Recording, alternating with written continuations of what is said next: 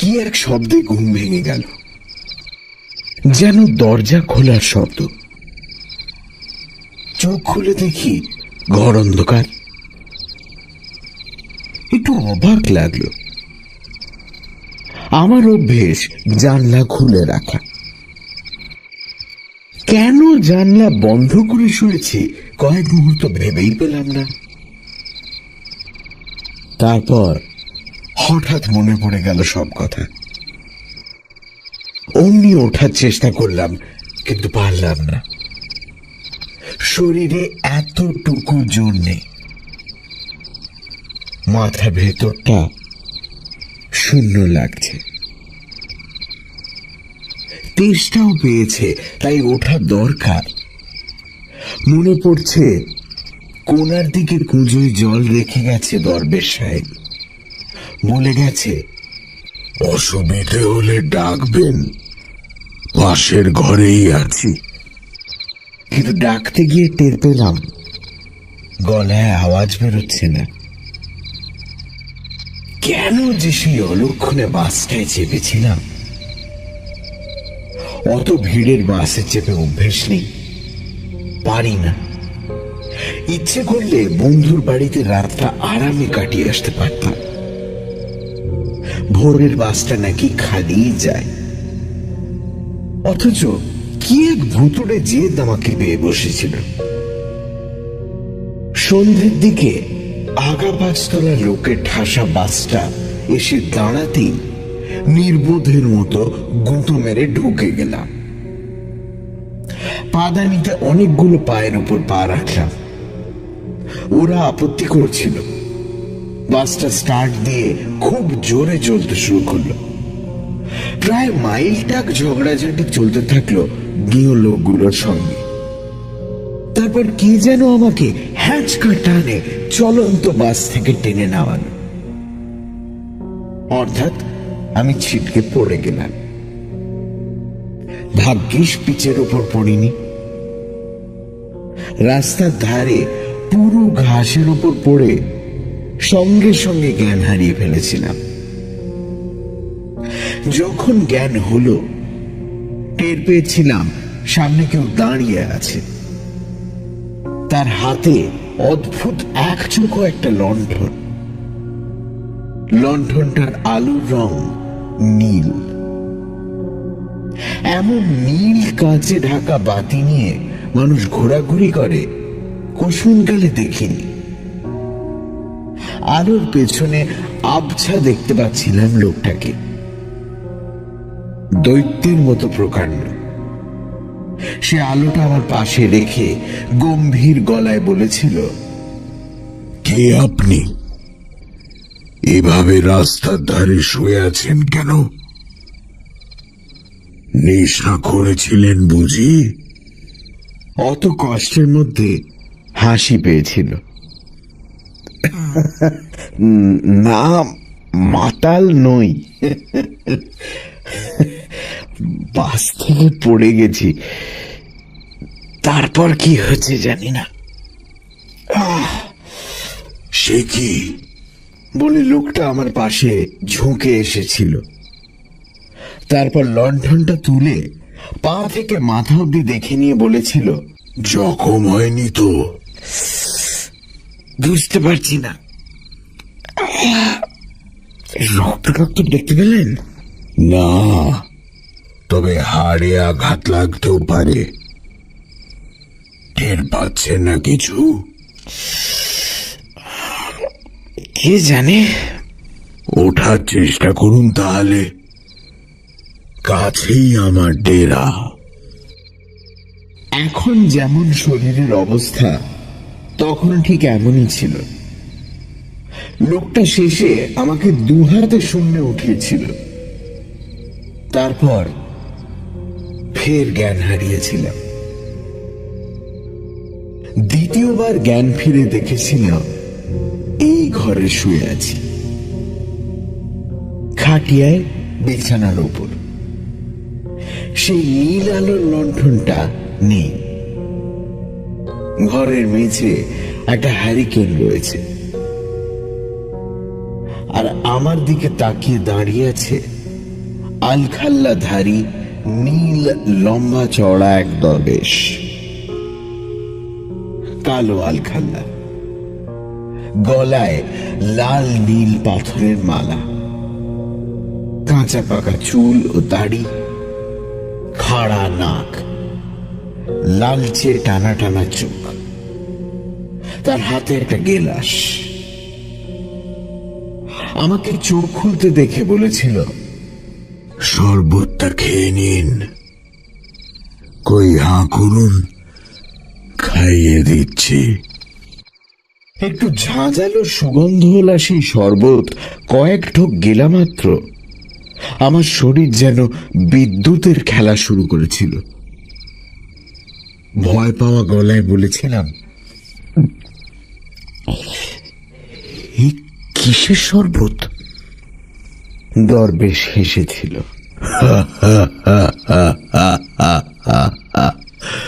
ভয় পাবেন না, বিষ নয়, খুব উপকারী দাওয়াই আছে ওতে, এক্ষুনি সুস্থ হয়ে উঠবেন। একেবারে সুস্থ হতে না পারলেও উঠে বসার শক্তি ফিরে পেয়েছিলাম। তারপর ওর সঙ্গে কিছুক্ষণ কথাবার্তা হয়েছিল। জানতে পেরেছিলাম বিশাল মাঠের মধ্যে এক দিঘির ধারে নির্জন দরগায় আমি আশ্রয় পেয়েছি। এর নাম মতি বিবির দরগা। এক তপস্বিনীর কবর আছে এখানে। তার উপর একটা পাথরের ঘর আছে। সেই ঘরে দরবেশ থাকে, পিদিম জ্বালে, আগরবাতি পোড়ায়, সাধনা টাধনা কিসব করে। এই ঘরটা পরে ইট দিয়ে বানানো হয়েছিল। ভক্ত বা দৈবাত বিপদে পড়ে কেউ এলে তাকে এ ঘরে থাকতে দেওয়া হয়। কিছুক্ষণ পরে দরবেশ আমাকে খান্দুই মোটা রুটি আর খানিকটা গুড় দিয়ে গিয়েছিল। বলেছিল, মেহরবানি করে এই দিয়েই খিদে মিটিয়ে নিন, আমি ফকির, বুঝতেই পারছেন।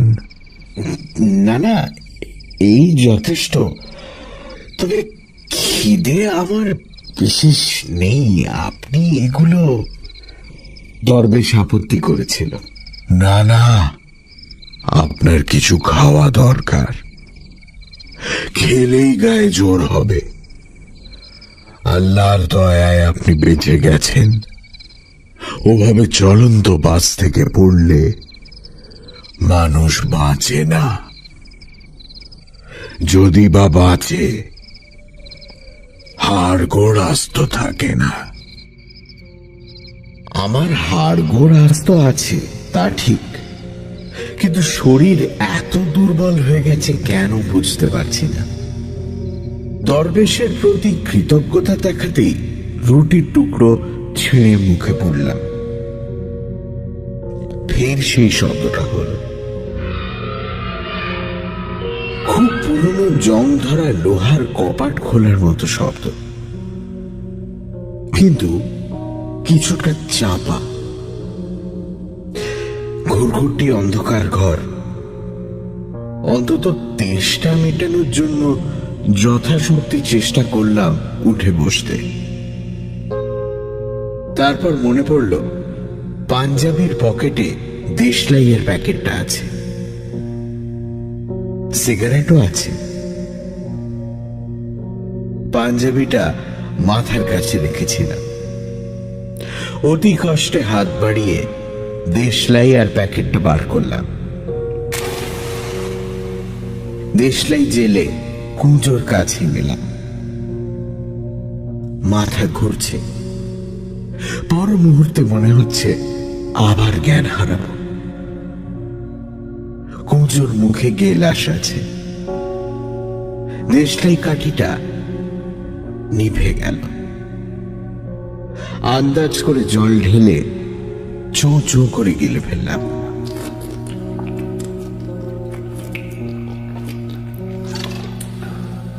তারপর খাটিয়ায় ফিরে এসে সিগারেট ধরালাম।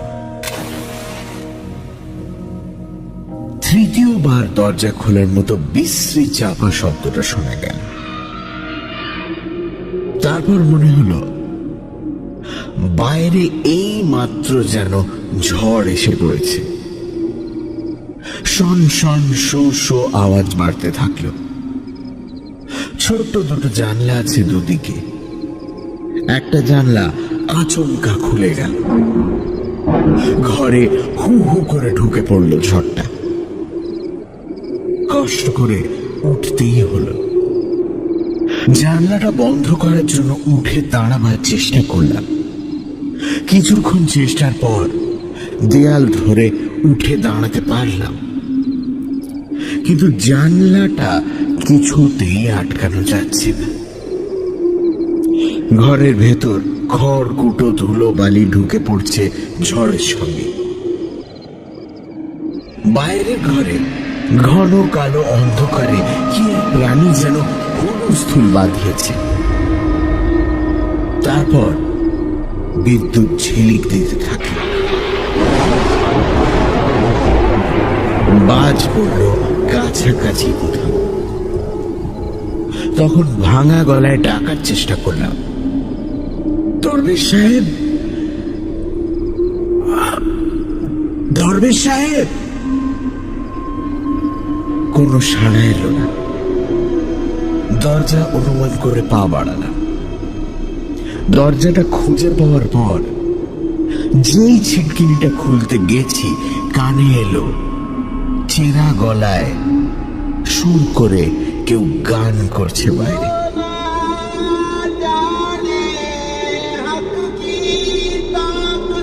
এই দুর্যোগের রাতে নির্জন দরগায় দরবেশের হঠাৎ গান করবার ইচ্ছে কেন জানি না। দরজা খোলার সঙ্গে সঙ্গে ঝড় যেন হাত বাড়িয়ে আমাকে টেনে নিল। বারান্দায় ছিটকে পড়লাম। দাঁতে দাঁত চেপে মনে মনে বললাম, আমার জ্ঞান হারালে চলবে না, মাথা ঠিক রাখতেই হবে। বারান্দার সামনে বিদ্যুতের আলোয় ছোট্ট একটা উঠোনের ইদারা চোখে পড়ল। দরবেশের ঘরের দিকে দেওয়াল ধরে এগোতে গিয়ে হঠাৎ চোখে পড়ল বিদ্যুতের আলোয় মুহূর্তের জন্য একটা সাদা ঝলসানো মূর্তি, এবং মূর্তিটি স্ত্রীলোকের, তাতে ভুল নেই।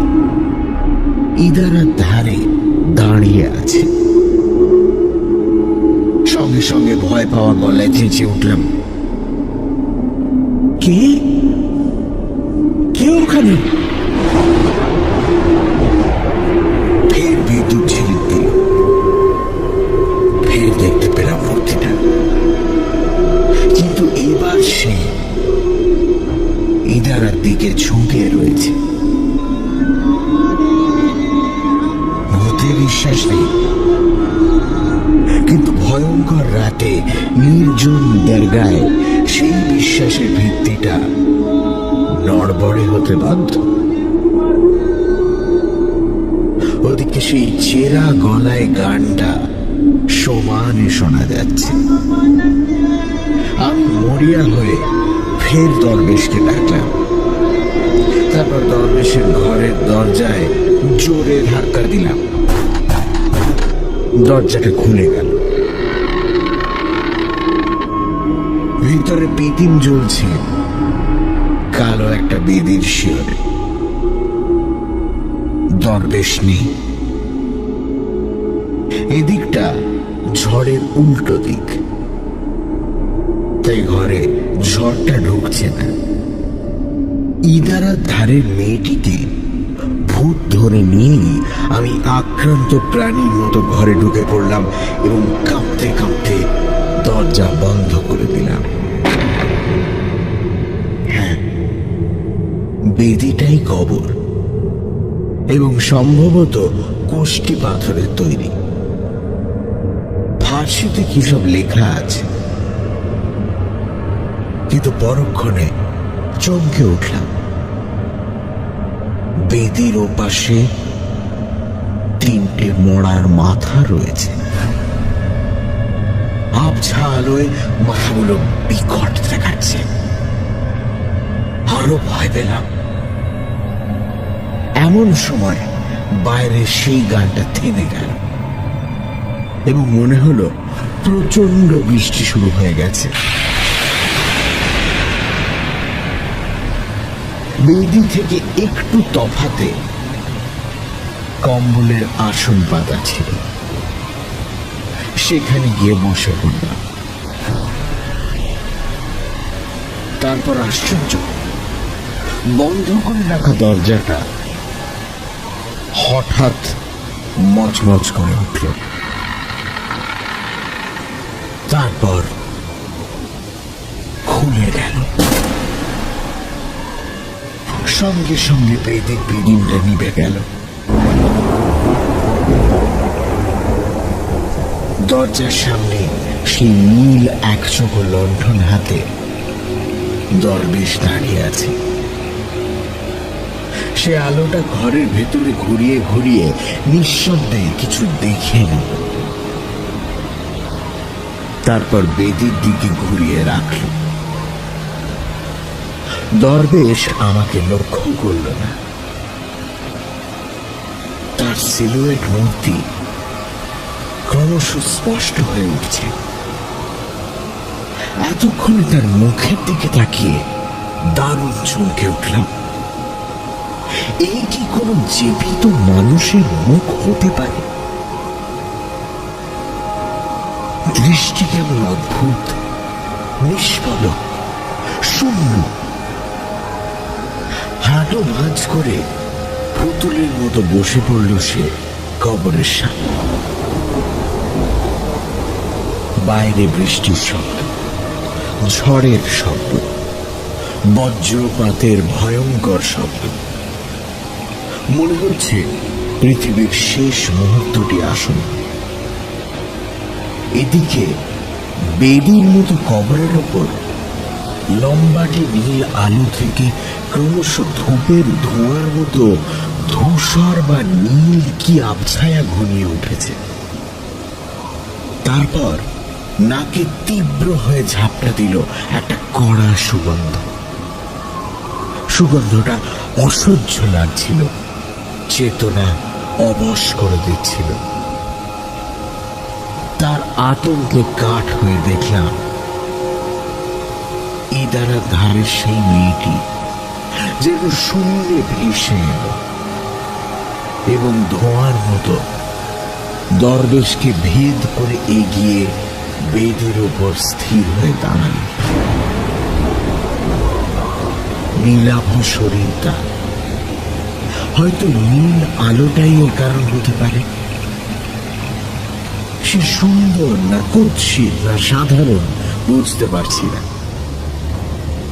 হয়তো সেই বোধও হারিয়ে ফেলেছি। কিন্তু সে একেবারে নগ্ন। আমার তন্ময়তা ভেঙে গেল।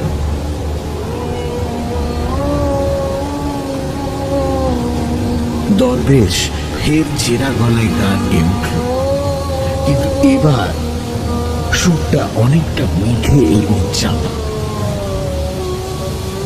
ঘুম ঘুম আচ্ছন্নতায় দুর্বোধ্য কে গান গাইছে সে। সুরটাও অপরিচিত, একটু একঘেয়ে। কিছুক্ষণ পরে নগ্ন নারী মূর্তিটি বেদির ওপর দাঁড়িয়ে থাকতে থাকতে হঠাৎ আমার দিকে তাকালো।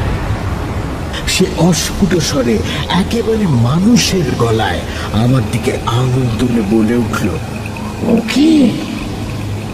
সঙ্গে সঙ্গে দরবেশ ঘুরল আমার দিকে, প্রচন্ড গর্জন করে বলল, বেরিয়ে যাও, বেরিয়ে যান বলছি। কেন এই ঘরে ঢুকেছেন আপনি?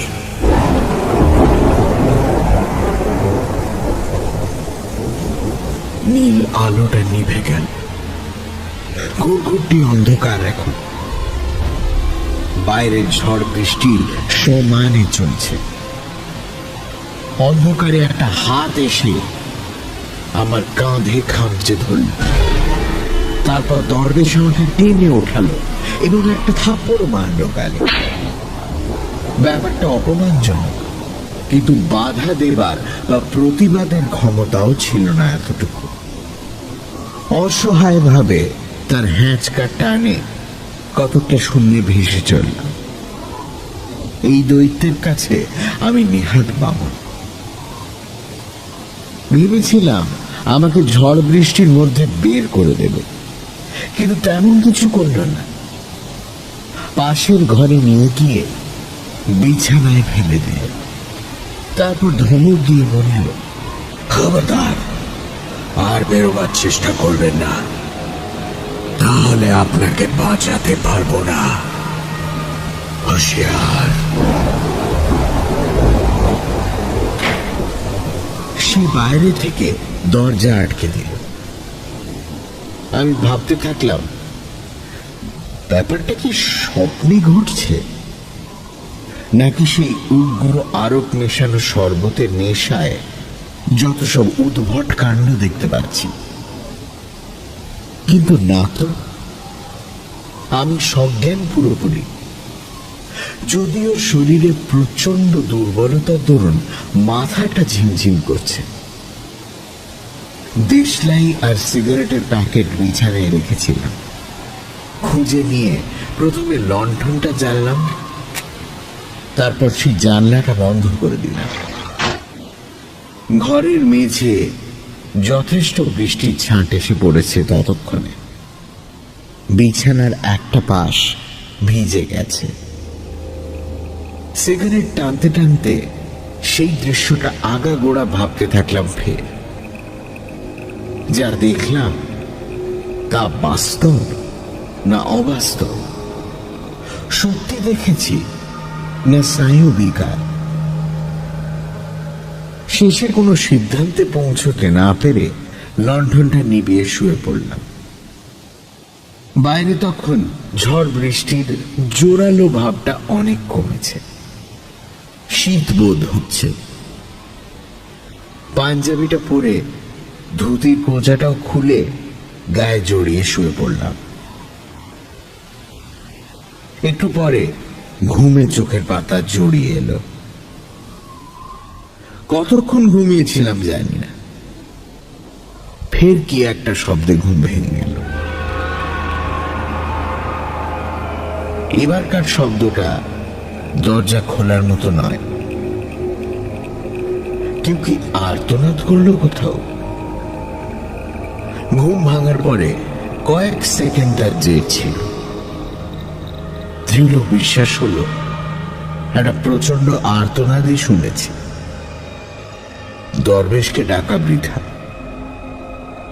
তাছাড়া লোকটার অমন ভুতুড়ে ব্যাপার স্যাপার এবং আমার প্রতি অমন আচরণে মন বিষিয়ে গেল।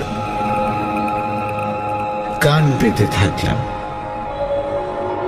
আর কোনো আর্তনাদ নয়, কিন্তু কি যেন চাপা গলায় কাঁদছে বাইরে।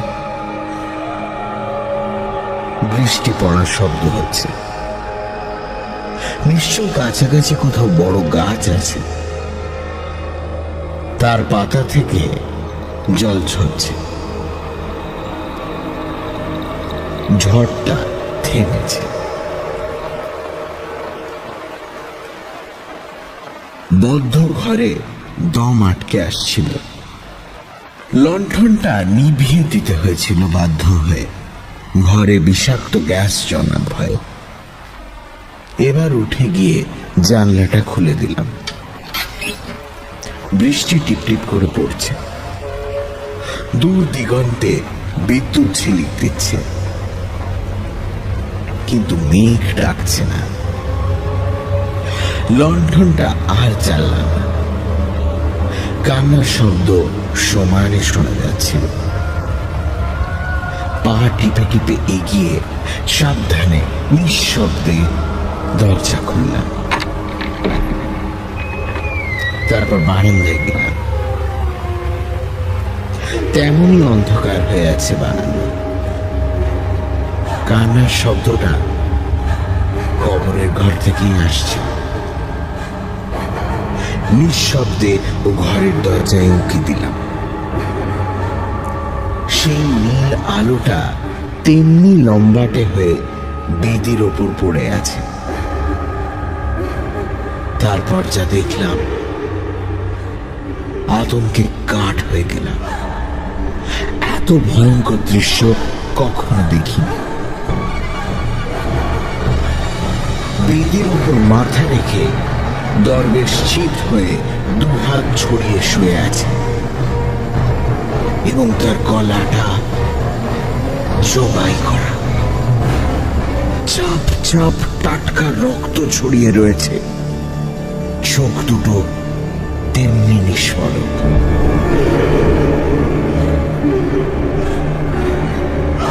সেই মেয়েটির সিলুয়েট নগ্ন মূর্তি বেদির পাশে এবং সে দু হাতে মুখ ঢেকে ফুপিয়ে কাঁদছে। তার কালো একরাশ চুল সামনের দিকে ছড়িয়ে রয়েছে। দু হাঁটু ভাঁজ করে একটু ঝুঁকে বসে সে বিলাপ করছে। কয়েক মুহূর্ত অবাক হয়ে দাঁড়িয়ে থাকলাম।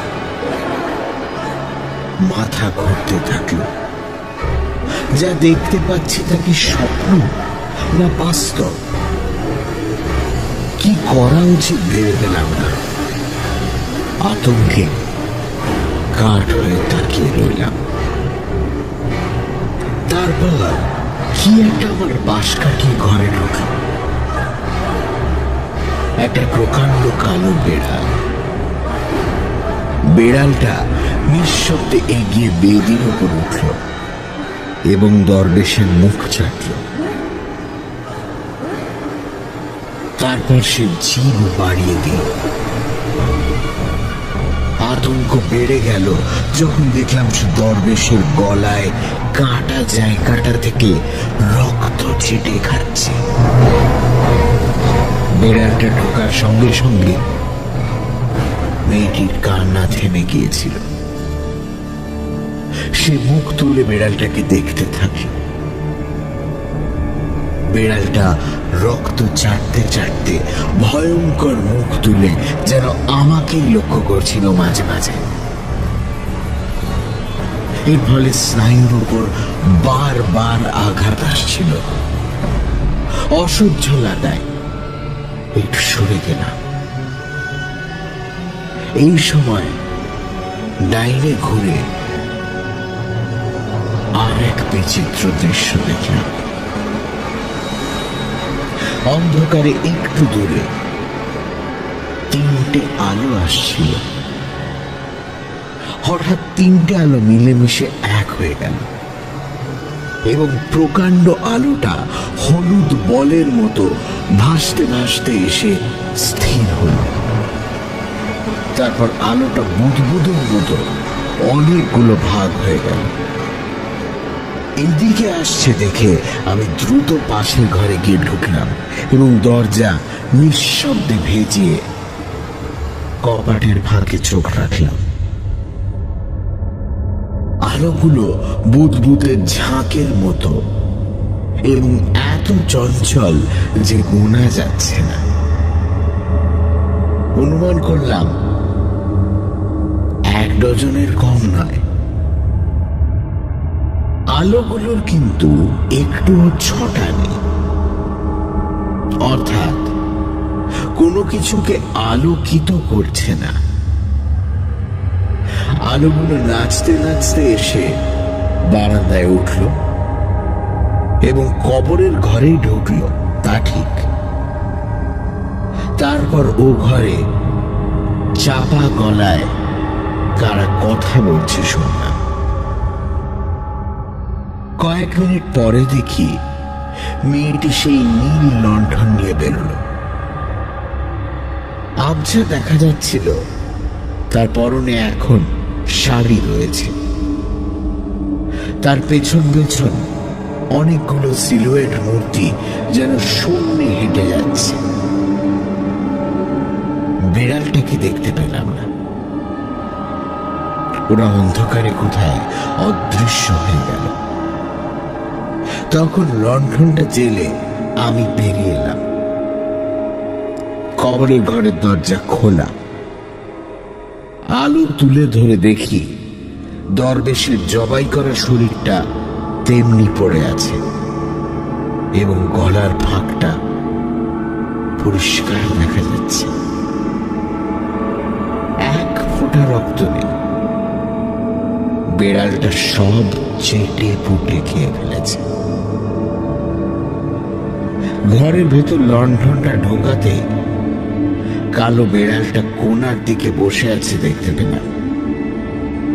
সে নীল উজ্জ্বল চোখে তাকালো, মুখে রক্ত লেগে আছে। তারপর সে দ্রুত আমার পাশ দিয়ে বেরিয়ে গেল। বেদির কাছে গিয়ে দরবেশের গায়ে হাত রাখলাম। আলখাল্লাটা ভিজে রয়েছে, নাড়িতে স্পন্দন নেই, বরফের মতো হিম শরীর। হঠাৎ সেই সময় চোখ গেল সেই তিনটে মরার মাথার দিকে। তিনটে মুন্ডু নড়তে শুরু করেছে। নড়তে নড়তে বলের মতো তারা আমার দিকে গড়িয়ে আসতে থাকলো। আর সহ্য করতে পারলাম না, লণ্ঠনটা তাদের উপর ছুঁড়ে মারলাম। কাঁচ ভেঙে গেল, তেল ছড়িয়ে আগুন ধরে গেল। তার মধ্যে মুন্ডু তিনটে নাচতে থাকলো। এক লাফে আমি বারান্দায় পৌঁছলাম। তারপর অন্ধকারে কিভাবে যে এগোলাম বলার নয়। আছাড় খেলাম কতবার। কাদায় জলে জামা কাপড় শরীর যাচ্ছে তাই মাখামাখি হলো। কিছুটা এগিয়ে আবছা ধূসর আলোয় ভরা মাঠে পৌঁছলাম।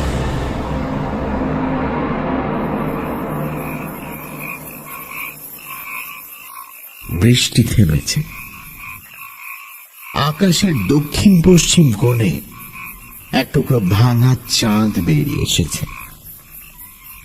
সামনে পিচের পথটা দেখা যাচ্ছিল। সেখানে গিয়ে ঘুরে দাঁড়ালাম। দরগার এদিকটা বিশাল পাহাড়ের মতো দেখাচ্ছে, কালো হয়ে আছে। বুঝলাম জায়গাটা ঘন জঙ্গলে ভরা। রাস্তায় পৌঁছে সাহস বেড়ে গেল। হাঁটতে থাকলাম। শরীরের সেই দুর্বলতা আর নেই। দূরে একটা আলো দেখা যাচ্ছিল। মনে পড়ল ওধারে সেই ছোট্ট চটি যেখান থেকে বাসে চেপেছিলাম কাল সন্ধে। আলোটা লক্ষ্য করে চলতে থাকলাম। লোহাগড়া ব্লকে নিশীথ, আমার বন্ধু নিশীথ রায়চৌধুরী কৃষি অফিসার। ভোরবেলা আমাকে জল কাদা মাখা ভুতুড়ে চেহারায় দেখে ভীষণ অবাক হয়েছিল। সংক্ষেপে তাকে মোটামুটি সবটাই বললাম। সে কিছুক্ষণ নিষ্পলক চোখে আমার দিকে তাকিয়ে থেকে তারপর বলল, ঠিক আছে, আগে বাথরুমে ঢোক। আমার বউ বড্ড ঘুম কাতুরে, বেলা করে ওঠে। তোকে এই অবস্থায় দেখলে হুলুস্থুল ঘটাবে। কাপড় চোপড় ছেড়ে স্নান করে এবং নিশীথের পাজামা পাঞ্জাবি পরে আরামে বসলাম। ততক্ষণে সূর্য উঠেছে। নিশীথ চা করে আনলো। চা খেতে খেতে বললাম, এতক্ষণে কোমর ব্যথা করছে একটু একটু। নিশীথ বলল, ফিরে গিয়ে এক্সরে করাস। কিন্তু কথা হচ্ছে, ঝড় জলের সময় মতি বিবির দরগায় নিশ্চয়ই তুই ভীষণ রকমের দুঃস্বপ্ন দেখেছিস। না মানে তা ছাড়া তো এর কোনো ব্যাখ্যা হয় না। অসম্ভব। দরবেশের ডেড বডিটা নিশ্চয়ই এখনো আছে, বরং পুলিশে খবর দেওয়া যাক। নিশীথ হাসল। কি বলছিস? ওখানে কেউ থাকে না, সেরকম কোনো ঘরটরই নেই। তবে একটা কবর আছে বটে, এবং সেটা কোষ্ঠী পাথরে তৈরি। তুই বাস থেকে পড়ে অজ্ঞান হয়ে গিয়েছিলি, ঠিক? জ্ঞান ফেরার পর নিশ্চয়ই ঝড়ের সময় আশ্রয় নিতে দরগায় ঢুকেছিলি। তারপর আঘাত পাওয়ার রিয়াকশনে জ্বর টর এসে গিয়েছিল। তারপর লম্বা চড়া একটা দুঃস্বপ্ন দেখেছিস। রেগে গিয়ে বললাম, ঘর নেই তো ঝড় বৃষ্টিতে ছিলাম কোথায়? নিশীথ বলল, নিশ্চয়ই দরগার বটতলায় গিয়ে ফের অজ্ঞান হয়ে পড়েছিলি। অসম্ভব, এক্ষুনি আয় আমার সঙ্গে। স্বপ্ন হতেই পারে না, আমার ব্যাগ ট্যাগ সব রয়েছে ওখানে।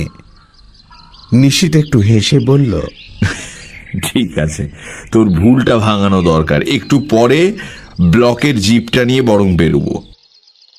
মুর্শিদাবাদ সাঁওতাল পরগনার সীমান্তের এই দরগাটার নাম হল লোহাগড়া, বারমাডি রোড।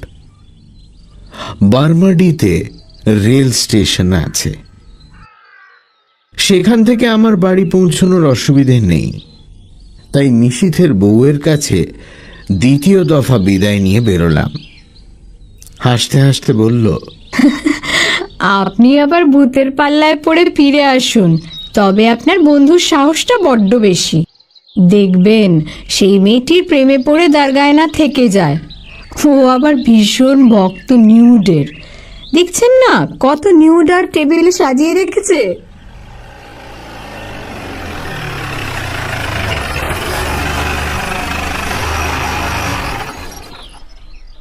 মিনিট 25 গিয়ে রাস্তার ধারে জিপ রেখে আমরা দরগার দিকে পা বাড়ালাম। তারপর থমকে দাঁড়ালাম। নিশীথ বলল, কি হলো? বললাম, দেখ দেখ, সেই কালো বেড়ালটা। একটা কালো বেড়াল ভাঙা চোরা প্রকাণ্ড চত্বরে বসে একটা থাবা তুলে গাল চুলকোচ্ছে। চত্বরের মাঝখানে কোষ্ঠী পাথরের কবর। বেড়ালটা থাবা নামিয়ে আমাকে দেখতে লাগলো। কিন্তু কি আশ্চর্য, সেই কবরটা, ফার্সিতে লেখা ফলকটাও, কিন্তু এ তো ফাঁকা জায়গায় রয়েছে। ওপাশে একটা প্রকাণ্ড বট গাছ। নিশীথ এগিয়ে গিয়ে জল কাদায় পড়ে থাকা আমার ব্যাগ কুড়িয়ে নিয়ে বলল, তোর ব্যাগ নিশ্চয়ই। এই সময় ড্রাইভারটা একটু কেসে বলল, স্যার, শুনেছি এখানে এক ফকির থাকতেন, পরে তাকে কারা মার্ডার করেছিল। মেয়ে মানুষ নিয়ে গন্ডগোল। শুনে আমার মাথা ঘুরতে লাগলো। ব্যস্ত হয়ে বললাম, নিশীথ, চলে আয়।